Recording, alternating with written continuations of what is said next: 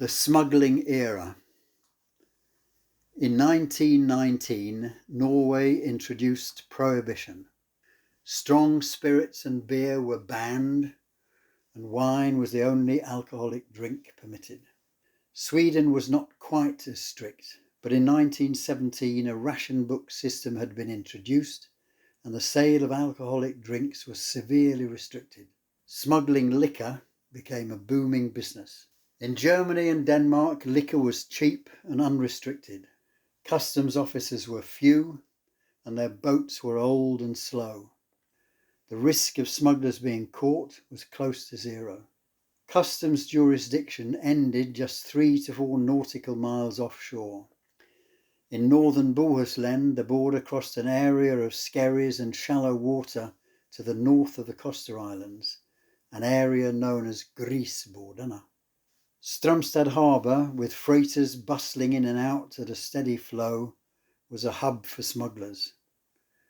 Cargoes, which could consist of thousands of litres of liquor, were sealed by the customs and could not be unloaded in any Swedish harbour. Strömstad harbour was often crowded.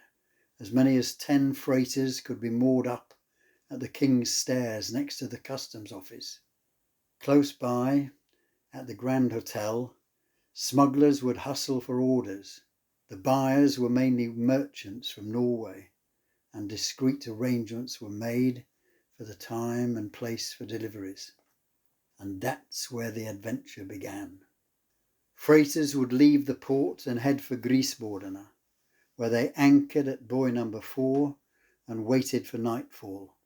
Under cover of darkness, small, fast motorboats lay alongside and the illicit cargo was transferred.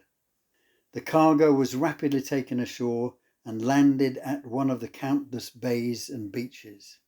Daredevil skippers navigated narrow sounds at night without lanterns or lights and at high speed. Customs boats at that time were only capable of 10 or 12 knots and were chanceless against the smugglers, whose boats could zip along at more than 25 knots fully loaded.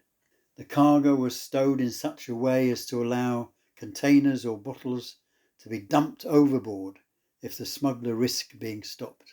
Customs officers fought back by lying in ambush or barricading sounds and inlets. It was a cat and mouse game and dangerous. Both sides became increasingly imaginative in their methods, but more often than not, the smugglers came out the winners.